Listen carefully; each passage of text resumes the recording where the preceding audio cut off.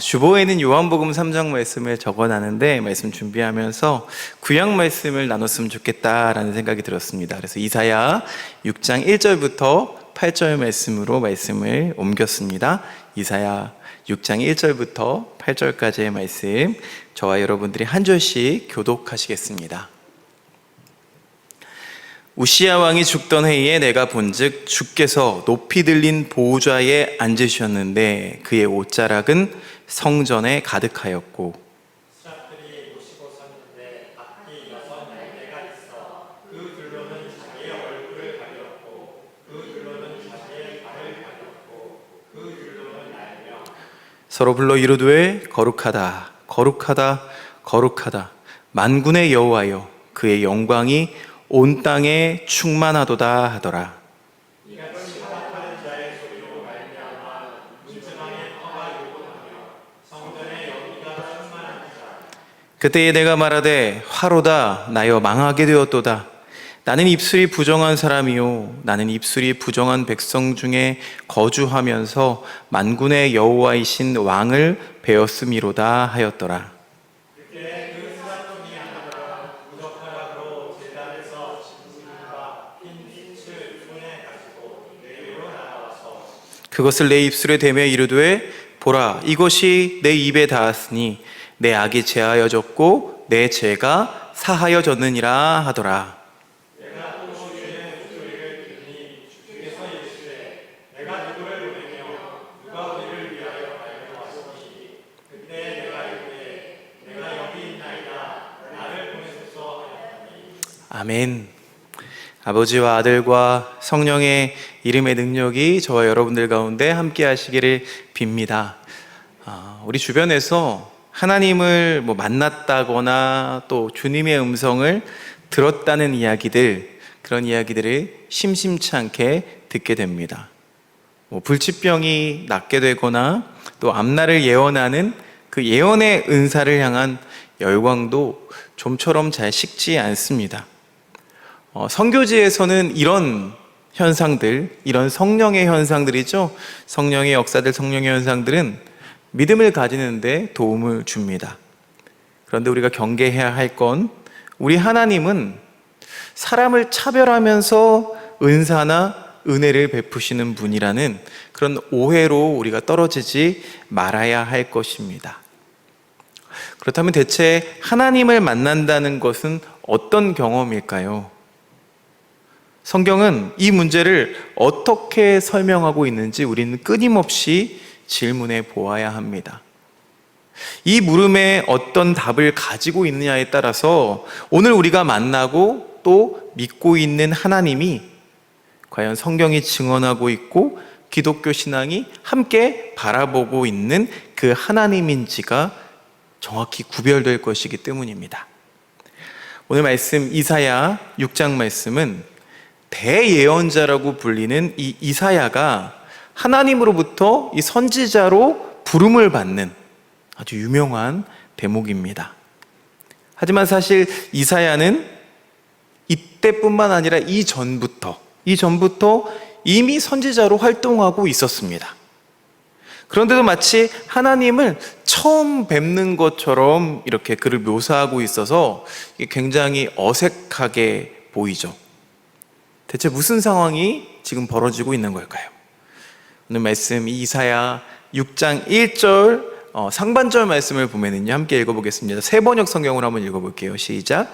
우시야 왕이 죽던 해에 나는 높이 들린 보좌. 다시 한번 읽겠습니다. 시작.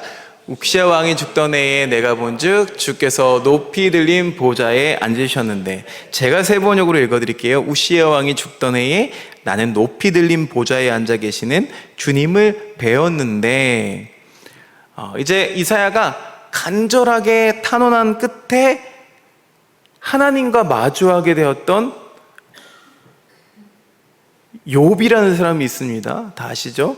그 욥의 고백을 한번 떠올려 보신다면 이 이사야의 지금 이 부분이, 이 고백이 좀 더 맛깔나게 들리실 겁니다.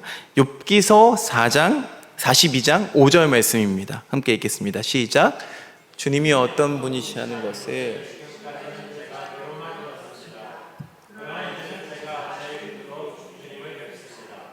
아멘. 여러분, 누군가를 듣는 것으로 만족하십니까? 아니면은 눈으로 보는 것을 원하십니까?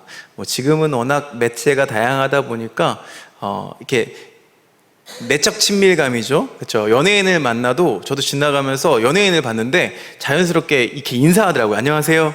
이렇게 인사하니까 알던 사람인 줄 알고 깜짝 놀라서 이렇게 인사를 받았던 기억이 있는데, 내적 친밀감이 생긴 거죠. 나는 아는 사람이니까 내적 친밀감이 있어서 인사를 했던 기억이 있습니다.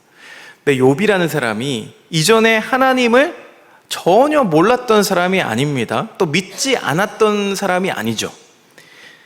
욥은 이때야 비로소 귀로 전해 들어서 간접적인 경험으로만 알고 있던 그 하나님을 직접 경험하게 된 특별한 사건을 체험하게 된 것입니다. 감리교회의 창시자, 감리교회 시작이라고 할 수 있는 존 웨슬리 목사님도 이런 회심의 경험을 했던 사람이었습니다. 그는 성공의 사제였고 또 선교사였어요. 누구보다 경건한 신앙인이었습니다. 그런데 그는 1738년 5월 24일 성령의 감동을 통해서 비로소 살아계신 그 하나님을 경험하는 이 회심을 체험하게 됩니다. 지난주 박영성 목사님은 이 회심을 뭐라고 표현하셨냐면 성령 세례라고 표현하셨습니다. 자, 이사야의 경험도 바로 이와 같은 경험이 아니었을까요? 이미 하나님을 믿고 있었고 말씀을 알았고 심지어 시대를 꿰뚫어보는 예언을 전하고 있었지만 우시야 왕이 죽던 해에 비로소 하나님을 제대로 경험하게 된 거죠. 그런데 왜 이전이 아니라 하필이면 그때였을까요? 왜 이때였을까요? 왜 우시야 왕이 죽던 해일까요? 시대를 살펴봅니다. 남유다 왕으로 재위하면서 무려 52년간 이 남유다를 부강하고 강력한 나라로 이끌었던 우시야가 죽었던 바로 그때는 이 주변 지역을 초토화시키면서 제국을 이루었던 이 아수르 왕국의 디글랏 빌레셀 3세가 즉위하던 그 시기와 맞물립니다. 그러니까 이 우시야가 죽던 그때란 이사야가 아무리 외치고 외쳐도 사람들이 하나님께로 돌아오지도 않고 이 역사의 소용돌이 속에서 민족이 망할 것이 분명해 보이던 그 절망의 때였습니다. 선지자로서 하나님 앞에 절망할 수밖에 없던 바로 그때, 사명에 절망할 수밖에 없던 바로 그때, 오히려 이사야는 하나님을 만나게 되는 거죠. 모든 희망이 무너지고 사는 것이 기적일 수밖에 없다라고 고백하게 되는 바로 그 절망의 때에 하나님께서 이사야를 찾아오신 겁니다. 그래도 이제 이사야가 하나님을 만났으니까 두려움으로 움츠러든 그 세상에서 벗어나 봄날의 햇살 같은 화창한 날들이 펼쳐질 것이라고 안심하게 됩니다. 그렇게 충분히 생각할 수 있죠? 그런데 정작 하나님을 만난 이 이사야의 반응이 우리를 당혹스럽게 합니다. 자, 이사야 6장 5절 말씀인데요. 함께 새번역 성경으로 읽어보겠습니다. 시작. 재앙이 나에게 닥치겠구나. 이제 나는 죽게 되었구나. 여러분, 대체 이 이사야가 만난 하나님이 어떤 분이시기에 난 이제 죽었다 라는 그 절망스러운 외침을 이 대선지자가 쏟아내고 있는 걸까요? 사실 성경 안에는요, 하나님과 만난 사람들의 이야기가 아주 많죠. 불타는 떨기나무 아래에서 하나님을 마주하게 되었을 때 발에 신을 벗고 두려움에 수건으로 얼굴을 가려야 했던 그 모세의 이야기, 또 나는 죄인이니 내게서 떠나주십시오 라고 했던 예수님의 제자들, 특히 베드로의 이야기도 오늘 이 이사야 이야기와 무척 닮아 있습니다. 뿐만 아니죠, 그토록 기세등등했던 사울도 다메섹 도상에서 부활하신 주님의 음성을 듣고서는 오그라지고 말았습니다. 눈이 멀어버렸습니다. 적어도 성경에서 하나님을 만난 사람들의 반응은 이랬습니다. 여러분, 이건 당연한 거죠. 태산보다 높고 또 세상보다 크신 이 창조주 앞에 선다는 건 곧 한없이 작은 자신의 존재를 직면하게 된다는 말입니다. 자기 존재의 덧없음을 그래서 감당할 수가 없는 거예요. 그래서 성경은 이런 압도적인 하나님을 만난 경험은 언제나 있는 그대로 자신을 들여다보는 그 경험, 곧 내가 죽는 경험이라고 설명하고 있습니다. 자기 의에 천착해서 몸부림치면서 하나님 없던 삶을 살아가던 그 삶 가운데 위대하신 창조주에 대하여 살아갈 수 있는 전혀 새로운 삶의 지평이 열리고 있는 거죠. 그러니까 지금까지의 삶의 방향이 송두리째 바뀌게 되는 그런 사건입니다. 그래서 우리는 이런 사건을 회심 또 성령 세례 이렇게 말하고 있는 거죠. 성경은 주님을 만난다거나 그분의 음성을 듣는다는 것을 새로운 삶으로 부름받은 것으로 묘사하고 있습니다. 그래서 우리는 누구라도 하나님을 만나게 된다면 이전처럼 살 것인지 아니면 하나님만을 의지하면서 새롭게 살 것인지 그 선택의 자리에 놓이게 됩니다.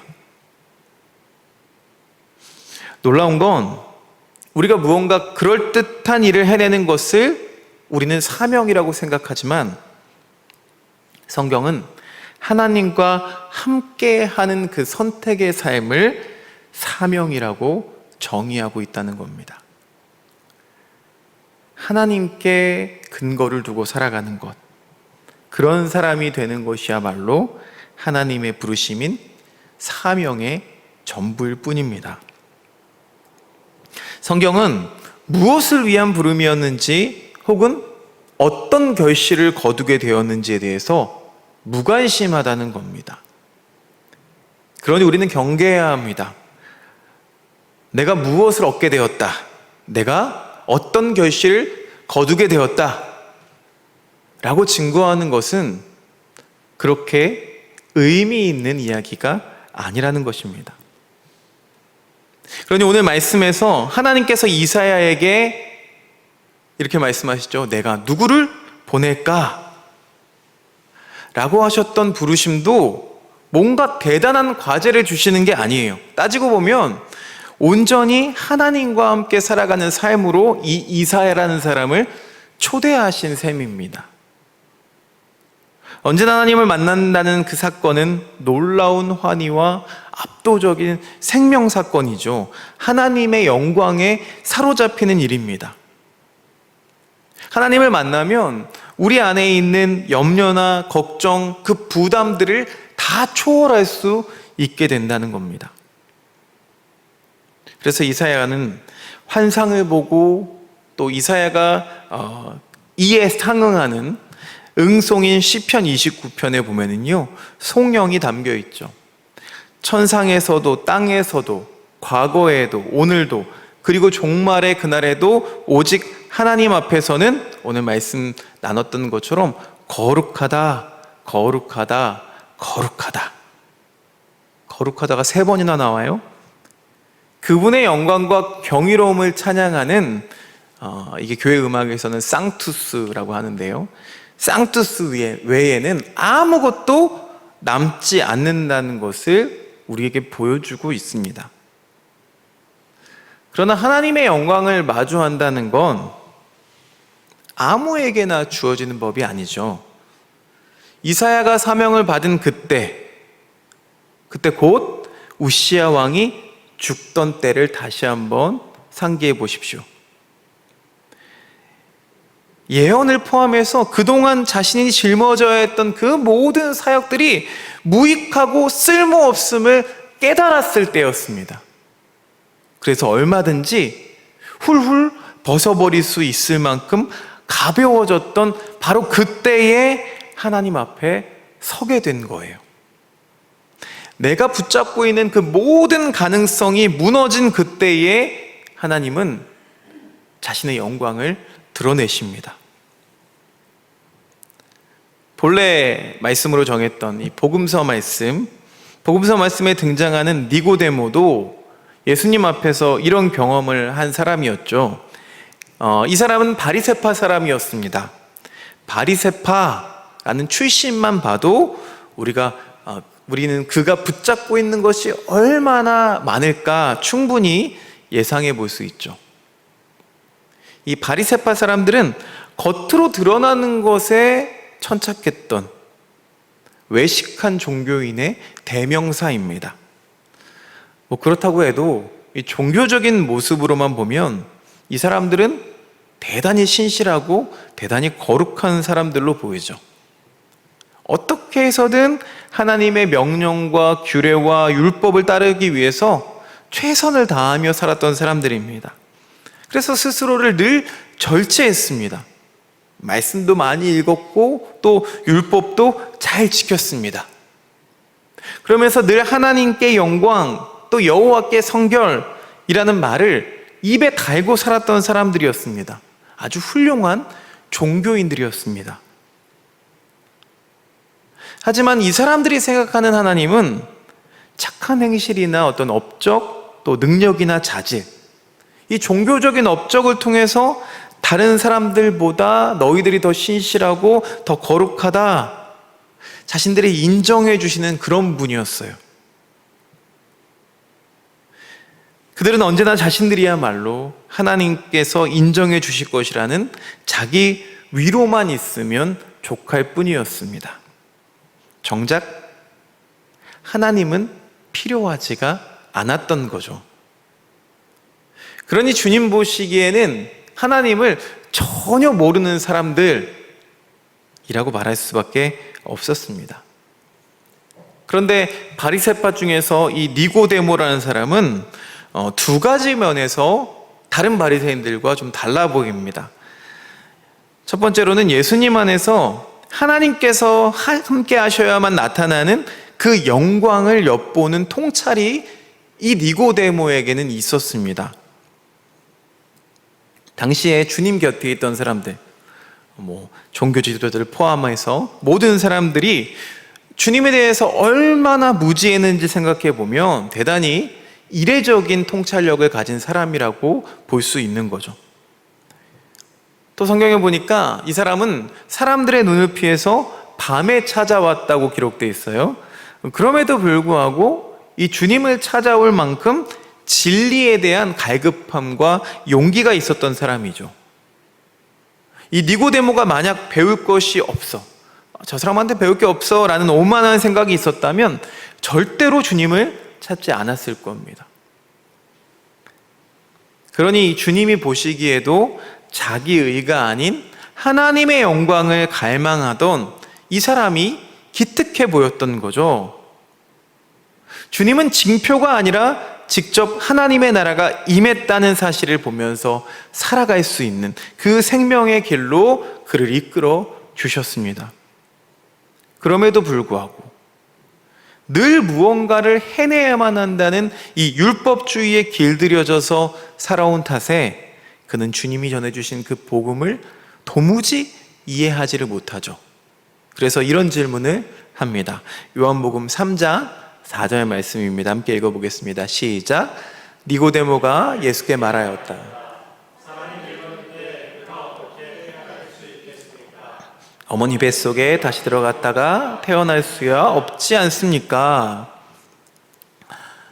유명한 말씀이죠. 오죽 이해가 안 됐으면은 엄마 뱃속에 다시 들어가야 합니까? 라고 물어봤을까요? 그는 여전히 이 거듭남이라는 말씀을 어머니 뱃속에 다시 들어가는 것처럼 자신이 무언가 해내야 하는 어떤 것으로 생각했던 겁니다. 그러니 주님의 말씀은 그냥 뜬구름처럼 들릴 뿐이죠. 이 니고데모가 주님의 말씀을 문자 그대로 받아들였다고 해도 결코 엄마 뱃속으로 다시 들어가는 그 선택을 하진 못했을 겁니다. 왜 그럴까요? 마치 재산을 다 팔아서 가난한 이들에게 다 주고 나를 따르라 라고 말했을 때 실족했던 부자 청년처럼 이 니고데모에게도 버리고 또 포기해야 할 것들이 많았기 때문이죠.